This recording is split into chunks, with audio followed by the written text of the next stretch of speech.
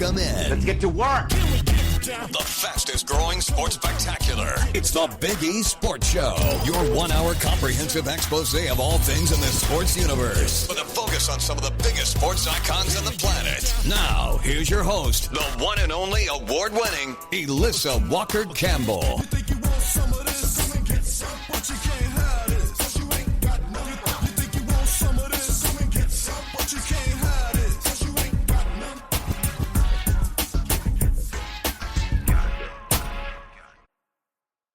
Hey, Elissa Walker Campbell, welcome back to the Big E Sports Show as we continue our Super Bowl 60 coverage. Right now, we're being joined by two-time Pro Bowl quarterback and Super Bowl champion Brad Johnson, who led the Tampa Bay Buccaneers to their first Super Bowl title. We've got lots to dive into. And Brad, first time on the show, it's great to have you with us.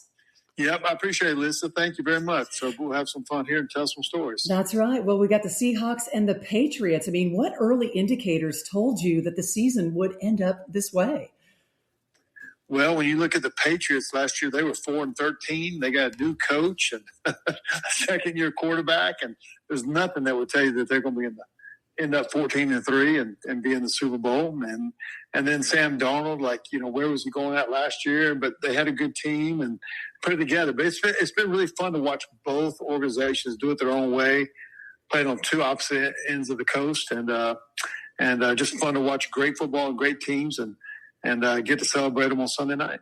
You know, Brad, as we just reflect on the 2025 season, I mean, what storyline or just a team has just surprised you the most? Okay, with these two teams, I would have to say the Patriots, because they were 4-13 last year. Vrabel was a really good coach at Tennessee and took a year off there and was like an analyst with Cleveland. But he gets to put his own stamp on what was a great organization, a dynasty there in New England, and do it with a young quarterback, and then put a first-year left tackle, Will Campbell, and then surround him with some really good talent on the outside, and just a great team that's played through a lot of weathered games. Beating Buffalo was a big deal for that organization. Mm-hmm. If you go back and look at that game that they won that night, that was really the turning point for that team. Not only in wins, but probably in confidence because of trying to win the AFC East, and dominate that conference. And because Buffalo's pretty much dominated the last 6 years. So I think just watching that storyline has been pretty awesome to see that big of a jump of a turnaround. Well, you were a Super Bowl winning quarterback. And so when you break down this matchup on Sunday between these two quarterbacks, Sam Darnold and Drake May, what intrigues you the most, Brad? Well, just number one, the opportunity for both of them. You just may never get this opportunity again. It's so hard to get there.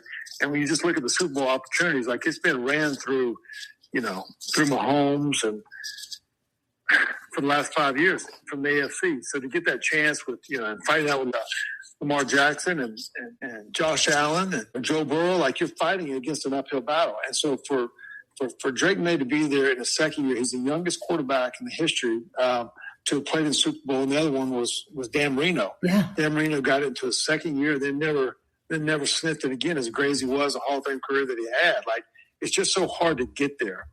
And so to see the opportunity and to see Sam Darnold's career, where you're drafted at matters.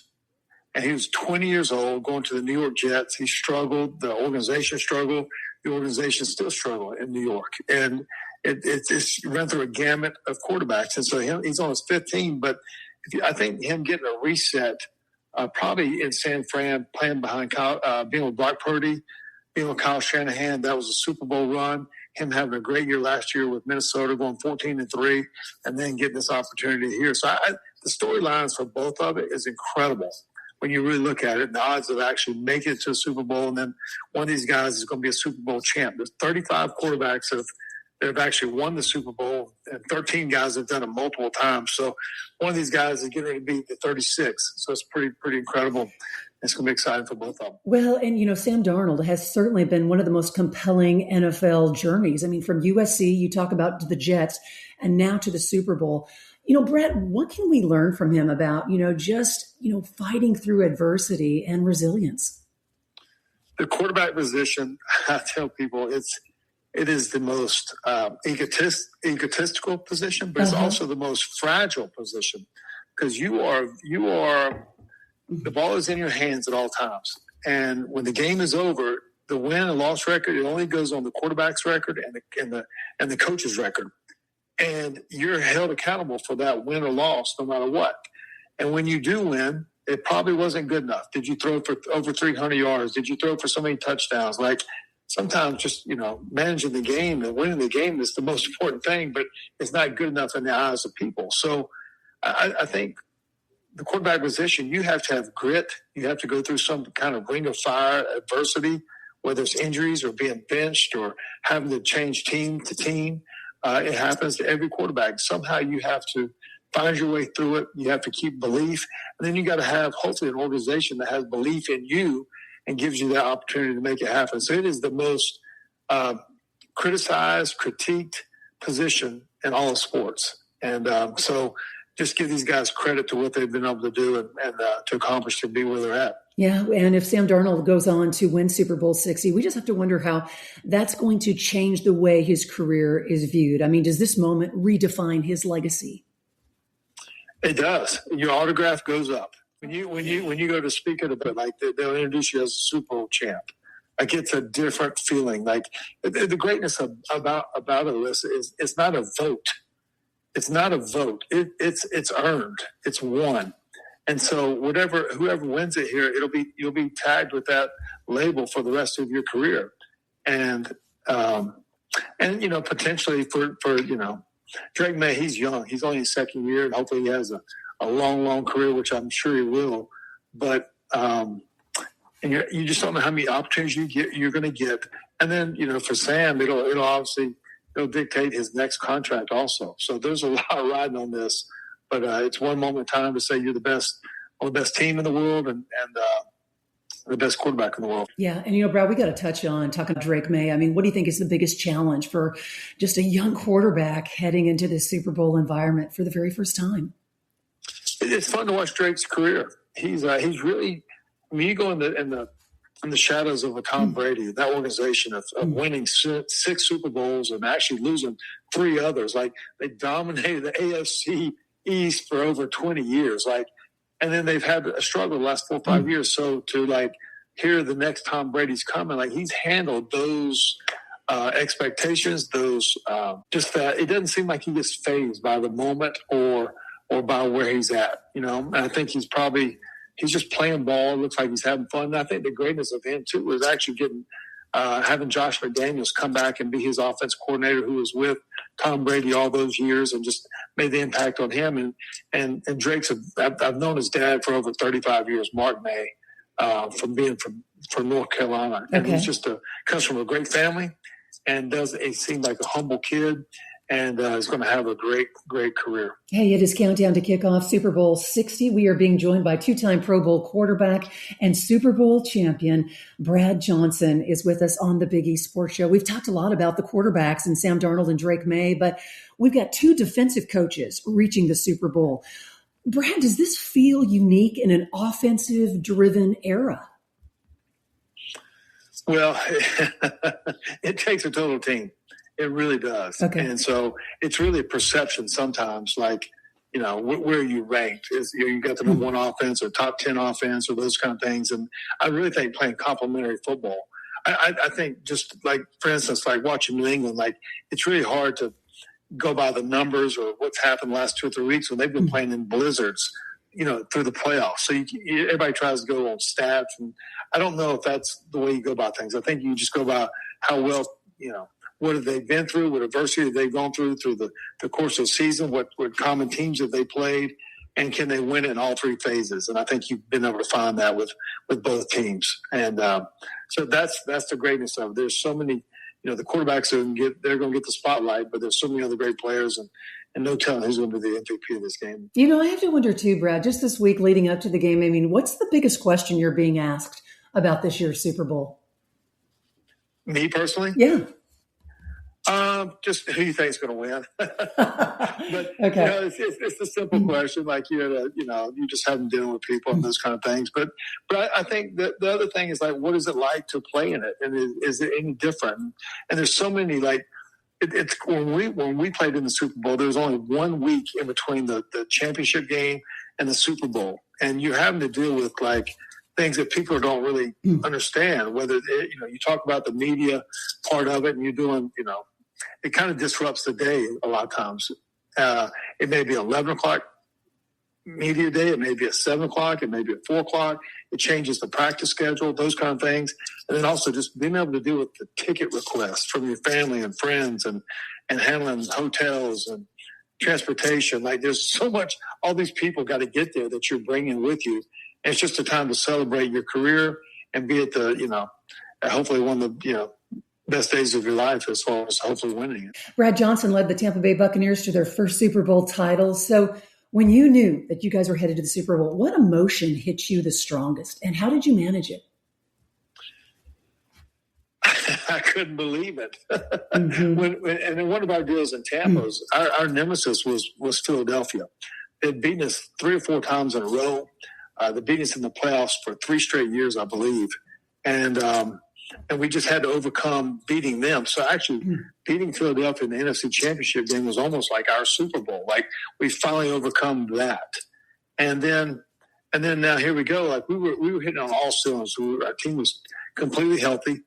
And we didn't let the moment get too big for us. And I think that's where when we had only the 1 week in between, there wasn't a lot of time for distractions. It was really, we kind of kept in game mode from the NFC Championship game right to the Super Bowl 7 days later. So we didn't have time to think about it. But it's an awesome opportunity during the course of the week to celebrate your career and your journey to be able to express those things in the media. But the game's going to start at 6:30 Sunday night, East Coast time, and at 10 o'clock, that thing's going to be over. And confetti's going to fall on somebody's face, and somebody's going to say, we're going to Disney, and it's going to be one of the greatest days of their life for one particular team. And so it's going to be fun to celebrate that team. Just a moment ago, you had mentioned your head coach and John Gruden, and just that quarterback-coach relationship. It's so unique. So I'm just wondering, how did he communicate with you, leading up to the Super Bowl, what his expectations were, and just that ultimate trust that he had in you, Brad? Whatever John Gruden was awesome. I mean, a lot of times, when you were John, you were with him from 8 in the morning till 5:30 at night. Like it's an all-day thing. So a lot of times, they'll do installation in the mornings. Then you go back and you have meetings with your QB coach, and then you do your walkthroughs, and then you go back and review the walkthrough film, and then have practice, then watch the film. Well, John Gruden, he does all of those meetings with you. And so that's the greatness of him. You might agree or disagree on plays, but at the end of the day, you're going to be on the same page. And he never called a play that you didn't like. And and he lets you express those things. So I think that week, John didn't try to make the moment too big for us either. It was more just like, these are the plays, and this is what we're running, and this is how we're going to attack their defense. We didn't talk about the significance of actually winning in and what is going to, what it would do to your careers. We kind of kept to the moment of like, let's be great in the huddle, let's be great at the line of scrimmage, let's make all the correct calls, hear the audibles, let's play the game like we've always played it during the course of the season. I have to wonder, too, looking back now on your career, how did playing for John Gruden influence your understanding of just preparation and the responsibility that comes with, being quarterback of a team? I was fortunate enough when I was in Minnesota. I played for Brian Billick for 7 years, who ended up winning a Super Bowl in Baltimore, and I got to play for North Turner for 2 years in Washington. So I was prepared for John Gruden's system. And just a matter of learning the terminology, like U-shift, green left west, F short, spire to U, banana Z over, heads up for 359 smoke. So it was a lot of verbiage, it was that kind of thing. But understanding concepts I was really good at. But I think what John did a great job was teaching, this is what the defense will do. This is how we're going to attack it. This is the potential different fronts or different coverages that they may have. And we're going to be audible ready on every play. So he was a great teacher from that standpoint. But I think one of the biggest things he did when he came to Tampa, he made a bunch of moves in free agency. I think we had over 20 guys came over in free agency. Kenny McCardell and Joe Jurevicius and Michael Pittman and Kerry Jenkins and Robert Olin. Like, he made a bunch of moves that people didn't really give him credit for, but he gave us the belief that we were going to do it. And then we came through when we had to, and we obviously had, 4 Hall of Fame players and Warren Sapp and John Lynch and Derek Brooks and Rondé Barber, just a great team all around. Hey, we are wrapping up our time with Brad Johnson, Super Bowl winning quarterback. And I just have to wonder, how winning a Super Bowl, how did that ultimately change your life beyond football? It makes you pinch yourself when you watch it. There's only been 35 quarterbacks that have ever won it. 13 guys have won it multiple times. And to say I'm one of those 35 guys, I'm like, wow, But I think what it does is it just kind of validated all the work and the adversity that you had to fight through over time, and to get that opportunity and then be able to come through in the clutch when you get that moment, because you just don't know if you'll ever get that chance again. So I'm thankful for that opportunity. Thankful for all those coaches I got to play for that impacted my career. But it's definitely a feather in my cap. As we look ahead to Sunday, what's going to decide the game between Seattle and New England? I think Seattle's defense and really managing Drake May in the pocket. I really think he's incredible with his feet, and he makes a lot of plays by scramble plays, extra yards that just don't get talked about a whole lot. They play a lot more zone than other teams do, and that will be the biggest difference for me between the offenses and defenses. But both of them got great special teams players, great coaches, so it's going to be fun. We'll have a bag of popcorn and just watch like the rest of America and see what happens. Yeah, the ultimate moment of the NFL season. True pleasure going one-on-one with Super Bowl champion, and that is the great Brad Johnson. Have a great weekend and enjoy the game. Thank you. Thank you, Elissa.